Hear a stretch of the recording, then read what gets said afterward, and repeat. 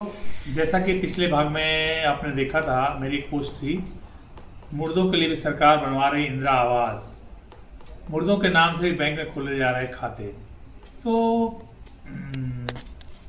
इसकी पूरी कहानी इस प्रकार है कि जैसे हमारे गांव में एक प्रधान थे, पंकज सिंह। ये सारा घोटाला उनके समय का है। जब मैं नेट पे मैंने चेक किया तो जब मुझे नज़र आया कि ये मुर्दे के नाम से भी आवास आवंटित है, और उसके बाद में मैंने जब इसकी कंप्लेन की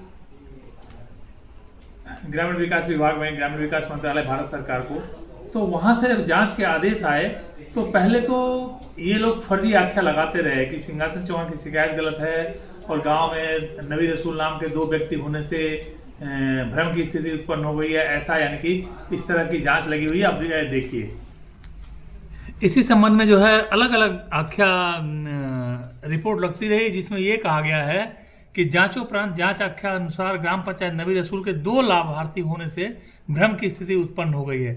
शिकायतकर्ता के बार बार शिकायत करने से क्षुब्ध होकर सचिव ग्राम पंचायत शाहपुर टिटिया द्वारा इंदिरा आवास की संपूर्ण धनराशि जिला ग्राम्य विकास अभिकरण बलिया के कार्यालय में जमा कर दी गई है। इससे यह परिलक्षित होता है कि शासकीय धन का दुरुपयोग नहीं हुआ है। शिकायतकर्ता द्वारा रहीम पुत्र सफीज के संबंध में इंदिरा आवास में गलत रिपोर्ट लगाए जाने के संदर्भ में आपत्ति दर्ज कराई गई। उसके संबंध में विकासखंड सहायक विकास अधिकारी द्वारा असली परीक्षण कर अवगत कराया गया कि रहीम पुत्र हफीज का इंदिरा आवास पूर्ण है। इस तरह जो है बार बार यानी कि फर्जी आख्या लगाते, गलत आख्या शासन को प्रस्तुत करते रहे। तो उसी टाइम जो है जन सुनवाई पोर्टल लॉन्च हुआ, और जो मेरी शिकायतें थी वो जन सुनवाई, जो मेरी पीजी पोर्टल में शिकायतें थी, ऑटोमेटिकली वो जन सुनवाई में ट्रांसफ़र कर दी गई।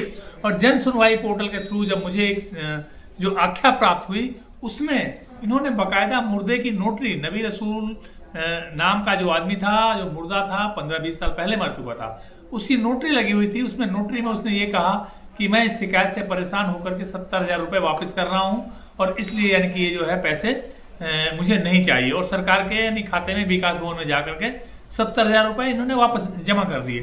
वो तो जब मुझे रिपोर्ट लगी तो मुझे ये जानकारी हुई, और जबकि एक बहुत करीब 10 पेज की जो रिपोर्ट थी वो आयुक्त को भेजी गई थी, ग्रामीण विकास विभाग उत्तर प्रदेश को। वहाँ से जो है वो रिपोर्ट सचिव ग्रामीण विकास मंत्रालय भारत सरकार को भेजा गया था।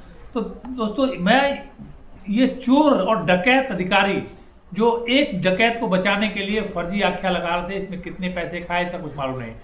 तो मैं इन सब से बिल्कुल परेशान होकर के और फिर अपनी पत्नी के साथ में कलेक्ट्रेट में धरने में बैठा। पहले एक दिन का धरना दिया, उसके बाद में फिर वापस घर आया, कुछ पेपर्स डॉक्यूमेंट्स वगैरह तैयार किए, उसके बाद में फिर 2 दिन का धरना दिया। उसके बाद में कोई सुनवाई नहीं। फिर 3 दिन लगातार कंटिन्यूस मैंने धरना दिया वहाँ पे कलेक्ट्रेट के सामने। मैं और मेरी पत्नी दोनों ही सुबह से लेके और शाम तक चैन के धरने में बैठते थे, और रात को वहीं जो है जो कुछ वकील लोगों के एरिया थे, जगह थी, वहीं पंचदाएँ लगा के सो जाते थे। सुबह फिर धरने में बैठ जाते थे।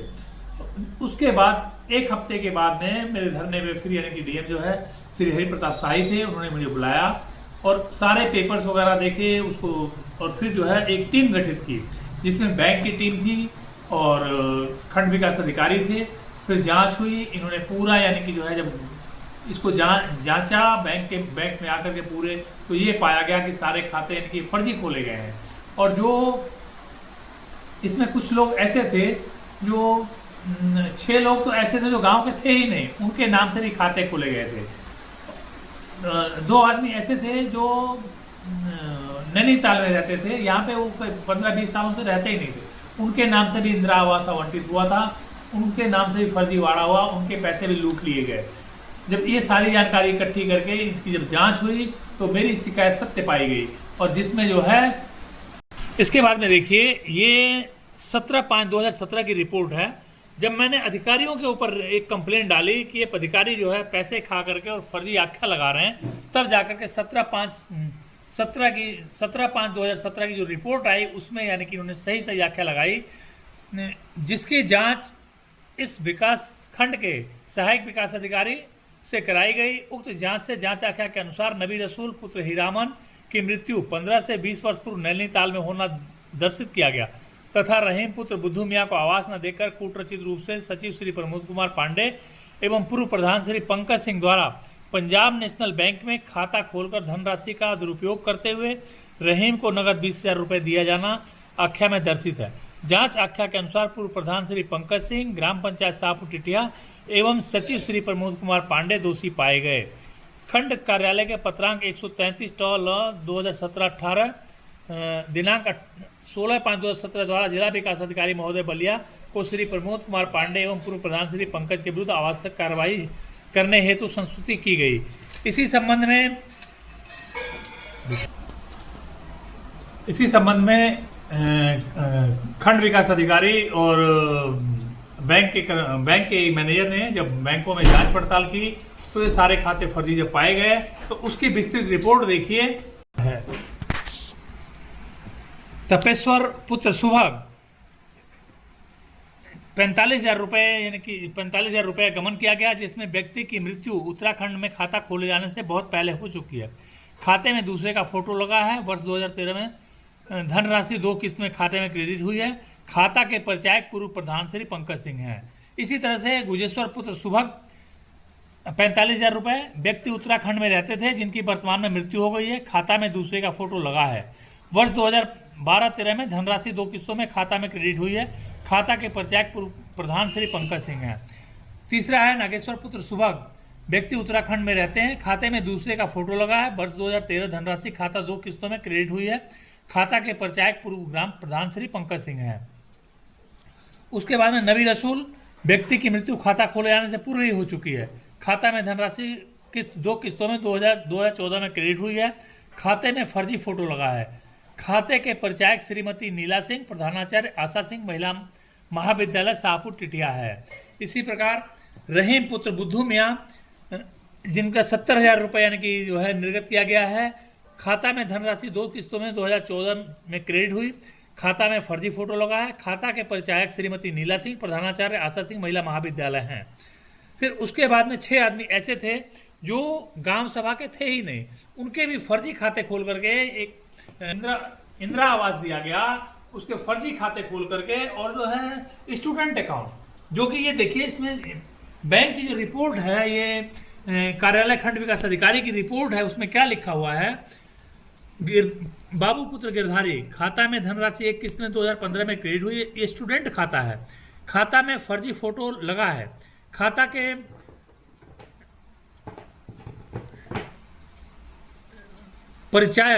परिचायक श्रीमती नीला सिंह, प्रधानाचार्य आशा सिंह महिला विद्यालय शाहपुर टिटिया हैं।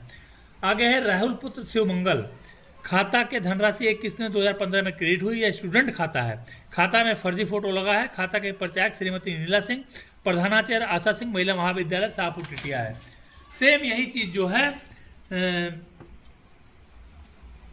रमेश पुत्र चंद्रिका के लिए भी लिखा हुआ है। सेम वही चीज़ विपिन चंद्र फूलचंद के भी लिखा हुआ है। ये फर्जी खाते हैं, स्टूडेंट अकाउंट हैं। इनके खाते की परिचारिका नीला सिंह है। जांच पूरी होने के बाद भी ग्रामीण विकास विभाग जो है मुकदमा नहीं लिख रहा था। तो जब ग्रामीण विकास में मुकदमा नहीं लिख रहा था, मैं कई बार डीएम से मिला। डीएम श्री हरिप्रताप शाही थे। उन्होंने मुझे पूरा आश्वासन दिलाया कि इसका यानी कि जो है जल्दी ही यानी कि मुकदमा दर्ज किया जाएगा। मेरे बार बार जिलाधिकारी महोदय को बार बार टच करने से, उनको बार बार याद दिलाने से आखिरकार ग्रामीण विकास विभाग खंड विकास अधिकारी ने दोषियों के ऊपर मुकदमा लिखा है। जब यानी कि मैं एक दिन ब्लॉक में विकासखंड सीयर में गया तो वहाँ पे एक मेरे दोस्त थे। उन्होंने बताया कि देखिए आज जो है सुबह पंकज सिंह आए थे और जो खंड विकास अधिकारी हैं, बीडीओ साहब हैं, उनके कमरे में बैठ करके 15-20 मिनट तक बातचीत हुई है। कुछ पैसे का लेन देन हुआ है, तो हो सकता है उनका नाम मुकदमे में ना हो। तो अब ये तो मुझे पता चल गया कि इसमें मुकदमा दर्ज हो चुका है। मैंने उसकी कॉपी जब निकाली तो उसमें देखा जो मेन मुख्य आरोपी थे पंकज सिंह, नीला सिंह, ये इनका नाम ही गायब था। मुख्य आरोपी प्रमोद कुमार पांडे सचिव को बनाया गया था। और हंसी की बात यह है कि उन मुर्दों को भी आरोपी बनाया गया था जिनके नाम का इस्तेमाल करते हुए ये लूट की गई थी। और इसकी जांच जो है यानी कि उभाव थाने में इंस्पेक्टर थे सुशील कुमार, सब इंस्पेक्टर, उनके जिम्मे की गई। सुशील कुमार कई बार आए, मुझसे मिले, बाकायदा मैंने उनको यानी कि जो है सारे जो भी डॉक्यूमेंट्स मेरे पास उपलब्ध थे वो मैंने उनको उपलब्ध कराए, और उन्होंने बोला देखिए इसमें यानी कि जो है मैं सही ढंग से जांच करूंगा और कोई यानी कि अपराधी बचने नहीं पाएगा। थोड़े दिनों के बाद में उसका ट्रांसफ़र हो गया। नए जो है सब इंस्पेक्टर उनकी जगह पे जो है राजेश कुमार आए। राजेश कुमार आने के बाद में मुझसे मिलने के बाद उन्होंने पूरी स्टोरी जानी, पूरे पेपर्स, और इसमें मैं सब इंस्पेक्टर राजेश कुमार का बहुत बहुत धन्यवाद अदा करता हूं। हालांकि इसकी विवेचना में इसकी चार्जशीट फाइल करने में पुलिस ने 5 साल लगाए, फिर भी यानी कि जो है वो विवेचना उसकी जो है चार्जशीट कोर्ट में जमा नहीं की। जब चार्जशीट कोर्ट में जमा नहीं हुई, इसके लिए मैंने ट्वीट किया उत्तर प्रदेश पुलिस को, बलिया पुलिस को। जब ट्वीट किया, मेरे ट्वीट करने के बाद एक के बाद एक लगातार 2-3 जब ट्वीट हुए, तो CO mister Faheem Qureshi, CO Rasna, उन्होंने मुझे फ़ोन किया, बोला ऐसा है कि हम जो है आप 2 दिन का समय दीजिए, 2 दिन के अंदर मैं चार्जशीट जमा करवाता हूं, मगर आप जो है वो ट्वीट हटा लीजिए। मैंने कहा सर 2 दिन के अंदर वो चार्जशीट जमा हो जानी चाहिए। ठीक है, मैं आपकी बात मानता हूं, मैं ट्वीट हटा लेता हूं, मगर चार्जशीट 2 दिन के अंदर जमा हो जानी चाहिए। इसके बाद में उसके आश्वासन के बाद में मैंने ट्वीट हटा लिया, और 2 दिन के बाद में फिर ये चार्जशीट यानी कि जब जमा हुई, मैंने जब ये सारे पेपर्स निकलवाए तो पुलिस ने इसमें काफ़ी मेहनत की है। ये देखिए, ये पुलिस को मैं सब इंस्पेक्टर राजेश कुमार जो इस केस में विवेचक थे, उनका मैं धन्यवाद अदा करता हूँ, जिन्होंने इसमें काफ़ी काम किया है और एक एक सबूत जुटाया है। करीब 700-800 पन्नों का ये पूरा यानी कि चार्जशीट है, पूरी विवेचना की कापी है। उन्होंने सारे डॉक्यूमेंट्स ऐसे प्रूफ लगाए हैं जो मैं खुद नहीं सोच सकता था, बैंक से लेकर के और हर जगह के सबके बयान। और वाकई में जो है पुलिस में अधिकतर भ्रष्ट अधिकारी तो हैं ही, मगर मिस्टर राजेश कुमार, मैं दिल से उनको सैल्यूट करता हूँ, दिल से सैल्यूट करता हूँ। ऐसे अधिकारी जो है पुलिस की शान है, जिन्होंने अपनी पूरी मेहनत से ये 600-800 पेजों का जो चार्जशीट तैयार किया है, वाकई में काबिल तारीफ है। बलिया कोर्ट में मुकदमा शुरू हो गया, मगर ये जो विवेचक थे, इन्होंने ऐसे आदमियों को भी मुजरिम बनाया जिसकी मैं सोच भी नहीं सकता। पूर्व सेक्रेटरी जो है एक नागेंद्र सिंह थे जो रिटायर हो चुके हैं, उसको भी उन्होंने यानी कि मुजरिम बनाया। नीला सिंह का नाम भी नहीं था, यानी कि उनका मैंने नाम भी नहीं डाला था, मगर फिर भी वो जांच में दोषी पाई गई। क्यों कि उनके हस्ताक्षर से जो फर्जी अकाउंट खोले गए थे, जो हमारे गांव के निवासी ही नहीं हैं, उन लोगों के भी फर्जी खाते, स्टूडेंट खाते खोले गए, तो उसको भी उन्होंने यानी कि जो है दोषी बनाया। प्रमोद कुमार पांडे थे ही, पंकज सिंह थे ही, क्योंकि बैंक में जो कुछ खाते ऐसे थे जो यानी कि पंकज सिंह की गवाही पे खोले गए थे।